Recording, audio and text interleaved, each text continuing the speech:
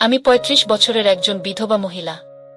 আমার এক ছেলে এক মেয়ে, তাদের বিয়ে দিয়েছি অনেক আগেই।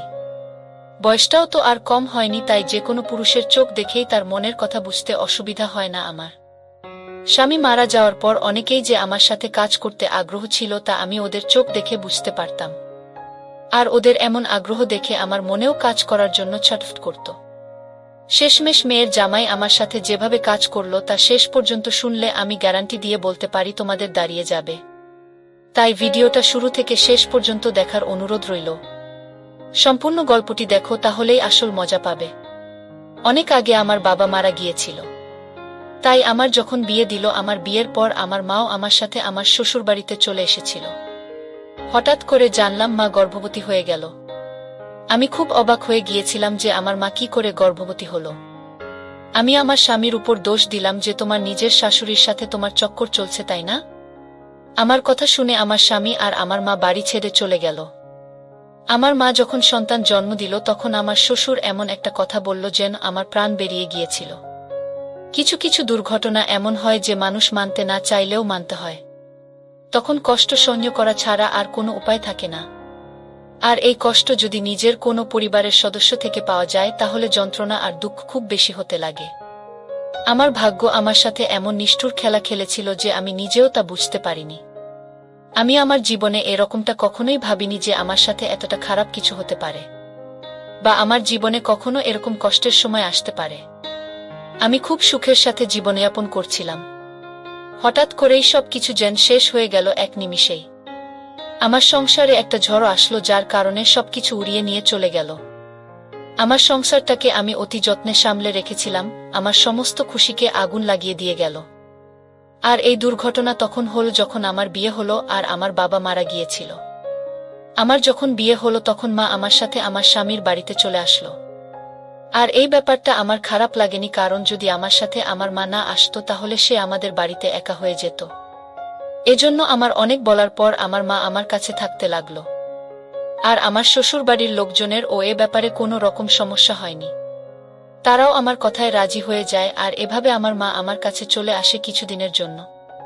এটা একমাত্র সৃষ্টিকর্তাই জানতো যে কি হতে চলেছে।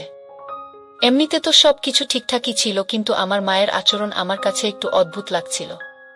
আর আমার তা বোঝার জন্য একদম বাইরে ছিল।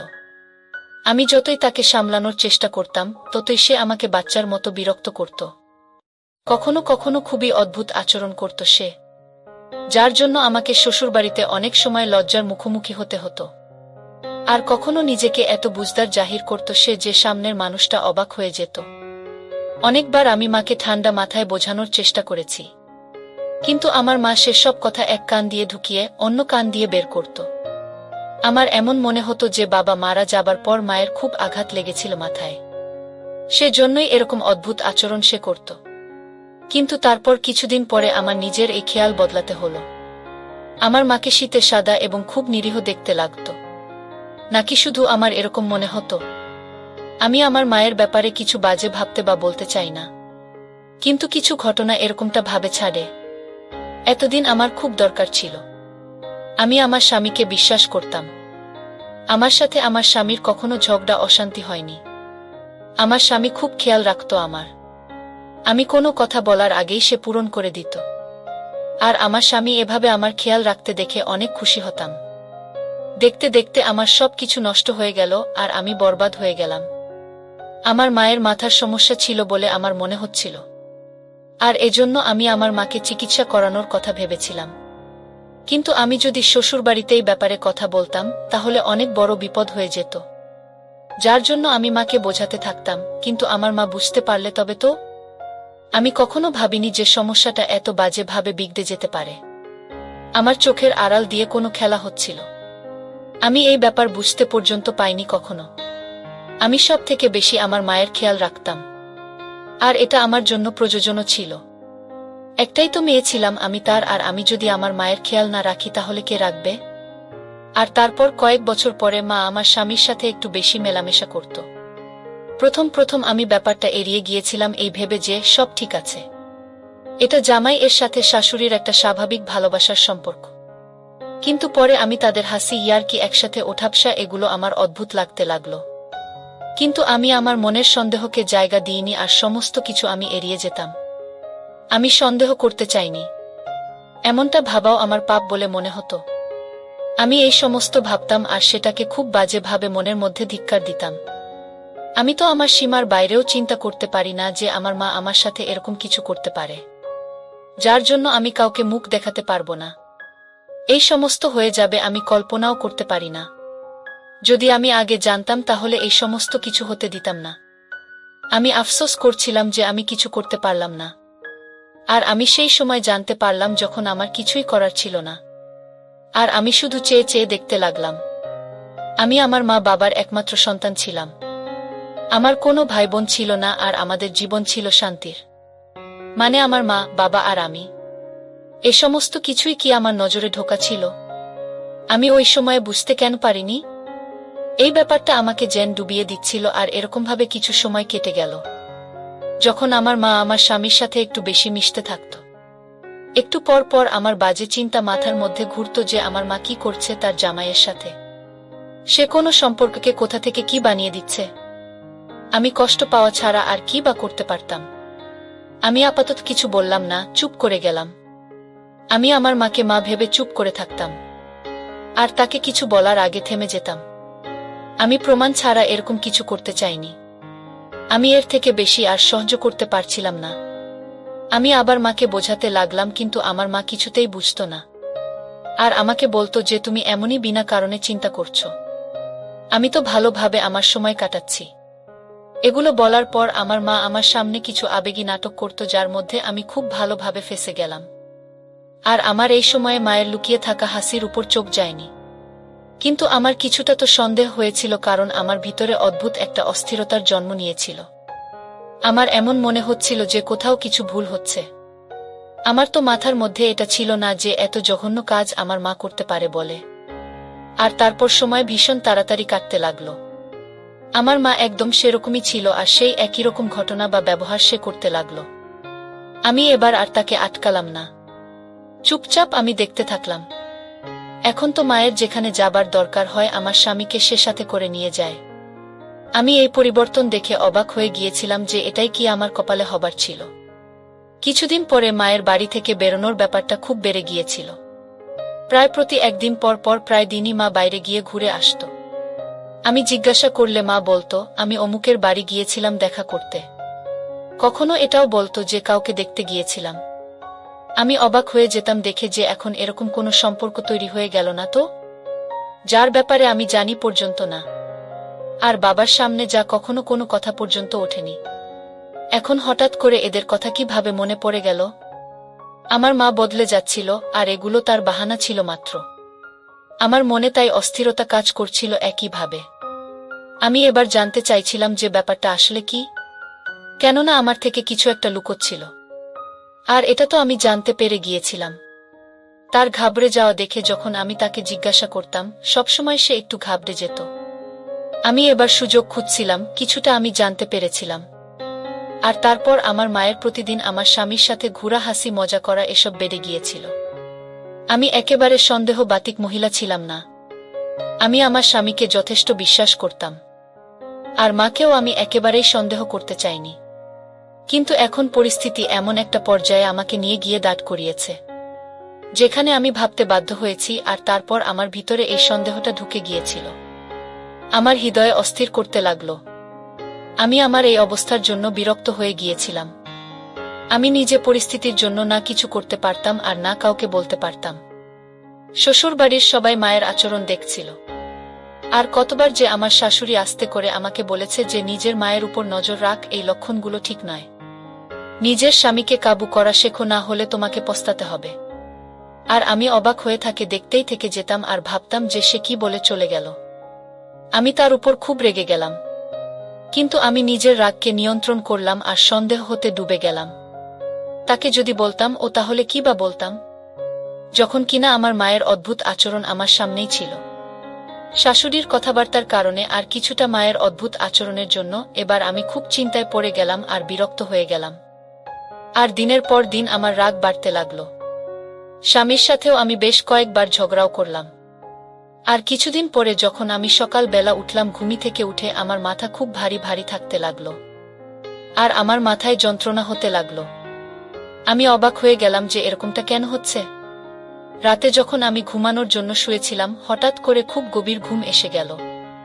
আর ঘুমও এমন বাজে ভাবে আসলো যে আমি কিছুই বলতে পারি না। এরপর আমি আমার মাথা লাগালাম আর বুঝতে পারলাম যে কিছু একটা তো অদ্ভুত হচ্ছে, যেটা আমি জানি না আর যেটা আমি জানতে চাইছিলাম। পরের দিন আমি যখন ঘুম থেকে উঠলাম, সব সময়ের মতো আমার মাথা যন্ত্রণা করতে লাগলো।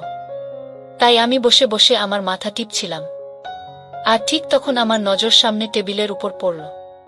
টেবিলটার উপর কিছু অদ্ভুত জিনিস লেগেছিল। আমি যখন হাত দিয়ে দেখলাম, তখন আমার ওষুধের মতো কিছু একটা মনে হলো। এবার তো আমি খুব চালাক হয়ে গিয়েছিলাম। আমি রাতে যখনই জলের গ্লাস ভরে রাখি, তখন আরও একটা গ্লাস রাখি, যাতে আমি রাত্রিবেলা বুঝতে পারি যে কেউই এরকম করে। আর তারপর আমি বেশ কয়েকবার রাতের বেলা আমার স্বামীকে উঠতে দেখলাম আর যেতে দেখলাম। আমার সন্দেহ এবার সত্যিতে পরিণত হচ্ছিল। আমি নিজে দেখার উপরেও বিশ্বাস করতে পারছিলাম না। আর তারপর একদিন রাতে মাকে আমি নিজের ঘরে আসতে দেখলাম আর গ্লাসের ভেতর কিছু মেশাতে দেখলাম। আমি ঘুমিয়ে যাবার নাটক করছিলাম যাতে আমি মায়ের কর্মকাণ্ডগুলো দেখতে পাই।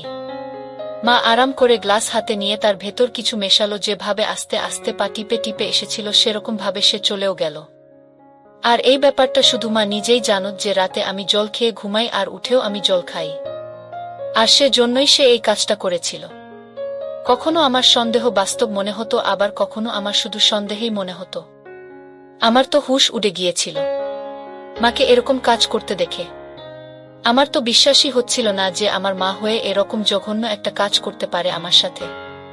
আমি নিজেই বুঝতে পারছিলাম না যে মা এরকম কেন করবে। কিছুদিন ধরেই আমি দেখছিলাম যে মা টক আর আচার একটু বেশি খাচ্ছিল। প্রথমে তো আমি সেটাকে কোনো গুরুত্ব দিলাম না। এবার রোজ মা এগুলো খেতে লাগলো। আমার মনের ভিতর বিপদের যেন ঘণ্টা বাজতে লাগলো। আমি এবার ভীষণভাবে বিরক্তির শিকার হচ্ছিলাম। একদিন মা অজ্ঞান হয়ে গেল আর তারপর হঠাৎ মা গর্ভবতী হয়ে গেল। এই ব্যাপারটা হাসপাতালে গিয়ে যখন আমি জানতে পারলাম, আমি লজ্জায় লাল হয়ে গেলাম। আমি শ্বশুরবাড়িতে কারো সাথে চোখে চোখ মেলাতে পারছিলাম না। আর মা ও তো ঘাবড়ে গেল।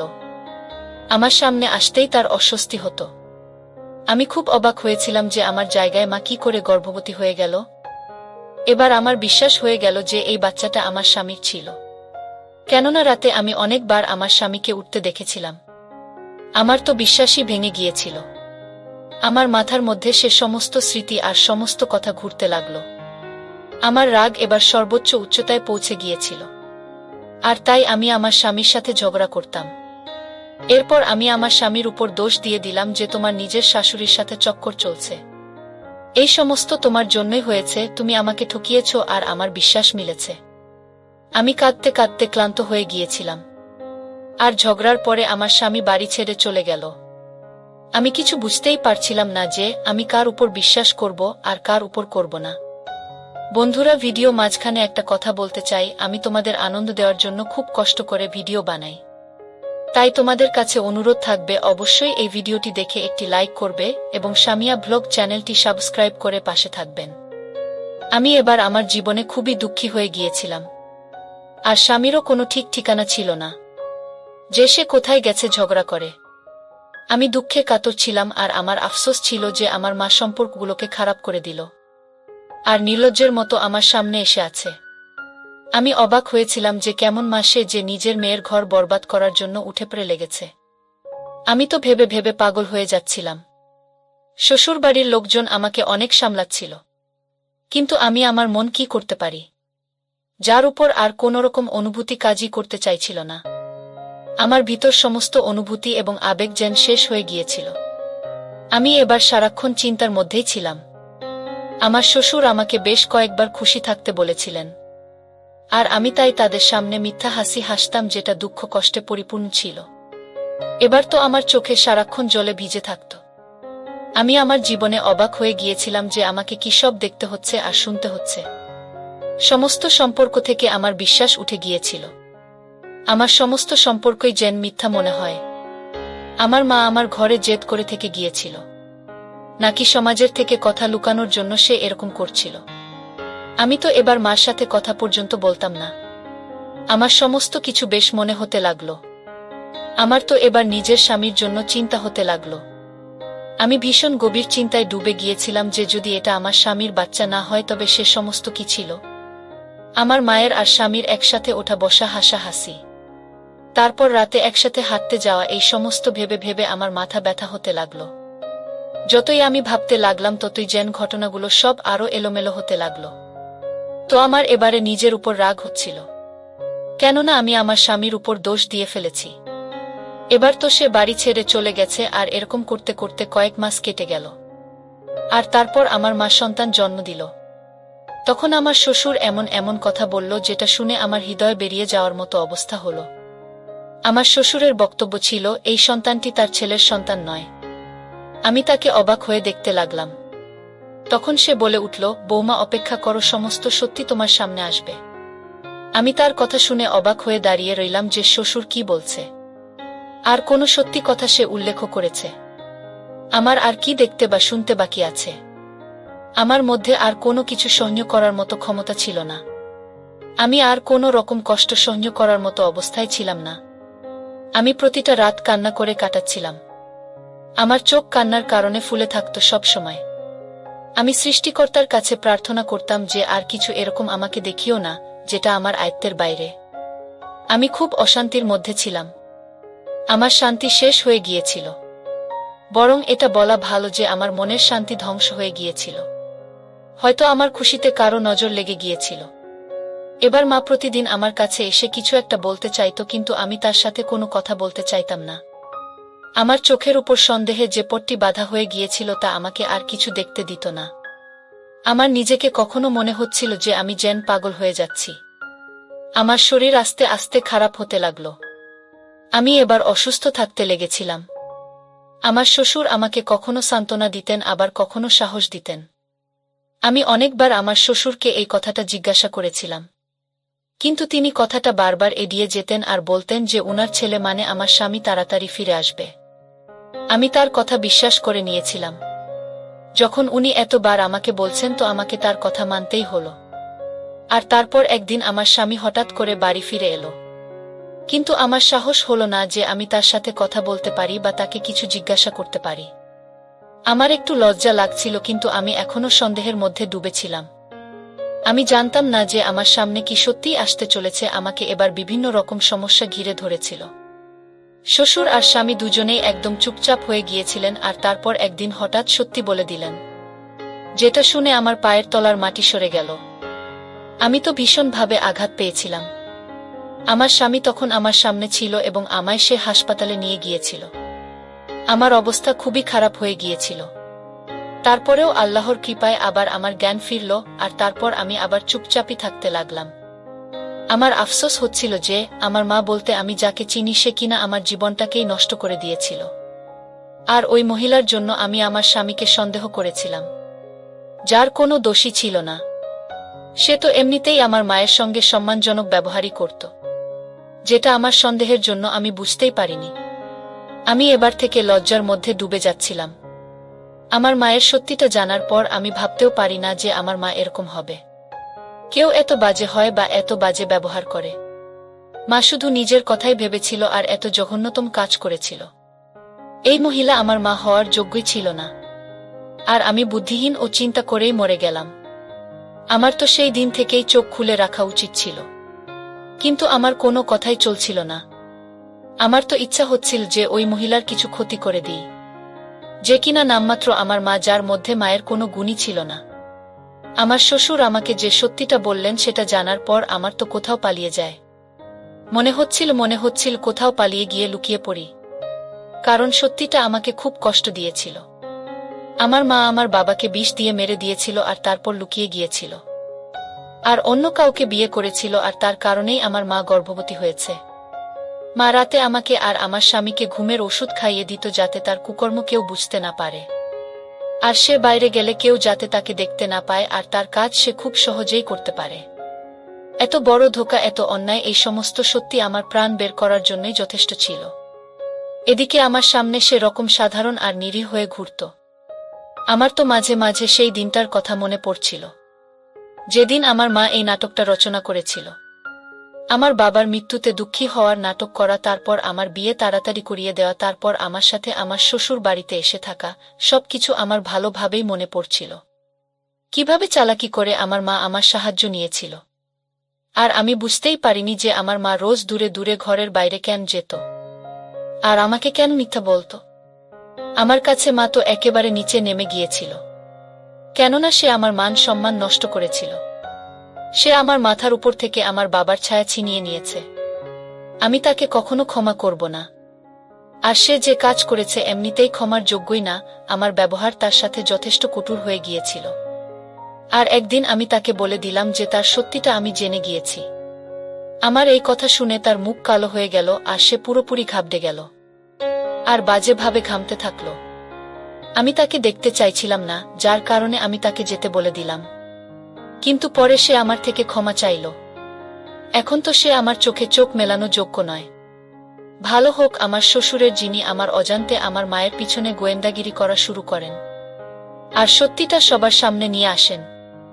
যদি এই সত্যিটা আমার সামনে না আসতো তাহলে আমি সন্দেহ করতে করতেই মারা যেতাম আর আমার স্বামীকে দোষী ভাবতাম। আমার শ্বশুর তার ছেলেকে কোনো কিছু জিজ্ঞাসা করেননি। আমি আমার স্বামী চোখের সাথে চোখ মেলাতে পারছিলাম না। তারপর একদিন আমি আমার স্বামীকে দোষারোপ করার জন্য তার থেকে ক্ষমা চাইলাম। আমার স্বামীকে অনেক ধন্যবাদ, সে আমাকে ক্ষমা করে দিয়েছিল। আমার স্বামী আমার সমস্যা আর আমার অবস্থার কথা ভালোভাবেই জানত, সেজন্য সে আমাকে ক্ষমা করে দিয়েছিল আর আমার সে খেয়াল রাখতে লাগল, যেমন আগে রাখত। আমার অসুস্থতাকে যথেষ্ট চিন্তার মধ্যে ফেলে দিয়েছিল, যার জন্য সে আমার অনেক খেয়াল রাখত। আমার শ্বশুর স্বামী আমাকে বুঝিয়েছিলেন যে কোনো কিছু ব্যবস্থা নিলে মায়ের বিরুদ্ধে অনেক বদনাম হবে, বরং তোমার মাকে দুনিয়ার মার খেতে দাও। সেজন্য আমি আমার মাকে বাড়ি থেকে বের করে দিলাম আর তাকে বলে দিলাম যে এবার তুমি তোমার দ্বিতীয় স্বামীর সাথে থাকো, আমাদের জীবনে থেকে চলে যাও, আমি আর তোমার মুখ দেখতে চাই না। এবার আমি আমার সিদ্ধান্ত আল্লাহর উপর ছেড়ে দিয়েছিলাম। উনি অনেক ভালো মতো তার উপর প্রতিশোধ নিতে পারবেন। এখন আমার মাকে দুনিয়ার কাছে অপমানিত হতে হয়েছিল। আমি বিশ্বাস করতাম সন্দেহ খুব বাজে আর বড় অসুখ। সন্দেহ সমস্ত কিছু খেয়ে ফেলে আর জীবনে মানুষ শুধুমাত্র অঙ্ক মেলাতে থেকে যায়। আমার চোখে বাধা সন্দেহে পড়তে খুলে গিয়েছিল। সন্দেহ গভীর সম্পর্ককে দুর্বল করে দেয় আর শেষ পর্যন্ত সম্পর্ক খারাপ করে দেয়, শেষ করে দেয়। এরকম অসুখ থেকে বাঁচা উচিত আর প্রমাণ ছাড়া কারো উপরে দোষ দেওয়া উচিত না। যে কাজ আমি করেছিলাম তার জন্য আমি মন থেকে লজ্জিত ছিলাম। আর এবার পরিবারের ভালোবাসা আর মনোযোগের কারণে আমি স্বাস্থ্যবতী হয়ে উঠলাম, যার মধ্যে সব থেকে বেশি হাত ছিল আমার স্বামী। আমার স্বামী আমাকে বলেছিল যে সে রাতের বেলা উঠে শ্বশুরকে দেখতে যেত, কেননা আমার শ্বশুরের ডায়াবেটিস রোগ ছিল। রাতে তার ডায়াবেটিস লো হয়ে যেত। আমার তো নিজের উপর রাগ হচ্ছিল আর লজ্জা পাচ্ছিলাম আমি। আবার তাই আমার স্বামীর থেকে ক্ষমা চাইলাম আমি। যত্নবান স্বামী পাওয়া ভাগ্যের ব্যাপার আর আমি এ ব্যাপারে সৌভাগ্যবতী। আর এবার আমি আমার বাচ্চাদেরকে নিয়ে খুব ভালোভাবে শান্তিতে জীবনযাপন করতে লাগলাম। বন্ধুরা, আজকের গল্পটি কেমন লাগলো তা অবশ্যই কমেন্ট করে জানাতে ভুলবে না। আর আমি ঘরের খোঁজে ঘর হারাইয়া মিলাম যা যাব, আপন করে চাইলাম যারে সেই তো হইল পর। সুখের প্রদীপ জ্বালতে গিয়ে ভাসলাম আমি দুঃখে, পাথর চাপা ব্যথা আমার হয় রে জমা বুকে, না পাওয়ার বেদনাতে ভরা যে অন্তর।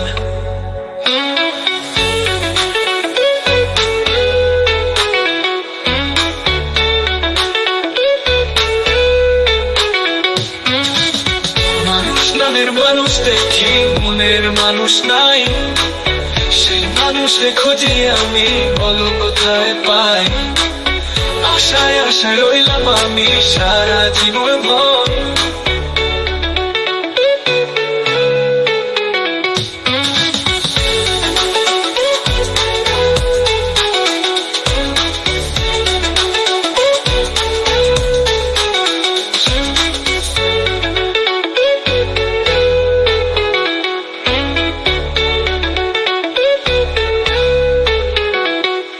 আমি ঘরের খোঁজে ঘর হারাইয়া হইলাম যা যাব, আপন করে চাইলাম যারে সেই তো হইল পর। সুখের প্রদীপ জ্বালতে গিয়ে ভাসলাম আমি দুঃখে, পথর চাপা ব্যথা আমার হায়রে জমা বুকে, না পাওয়ার বেদনাতে ভরা যে অন্তর। মানুষ নামে মানুষ দেখি, মনের মানুষ নাই, সেই মানুষে খুঁজি আমি, বল কোথায় পাই। আশায় আশায় রইলাম আমি সারা জীবন ভর। মানুষ নামের মানুষ দেখি, মনের মানুষ নাই, সেই মানুষে খুঁজি আমি, বল কোথায় পাই। আশায় আশায় রইলাম আমি সারা জীবন ভর। মানুষ নামে মানুষ দেখি, মানুষ নামে মানুষ দেখি, মানুষ নামে মানুষ দেখি, মানুষ নামে মানুষ দেখি।